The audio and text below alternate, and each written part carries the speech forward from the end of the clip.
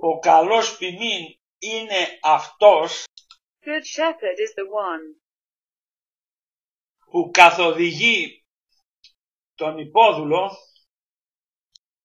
guiding the enslaved στο να γίνεται αρνί. To be lamb. Ο λύκος τρέφεται με το αρνί. The wolf eats the lamb.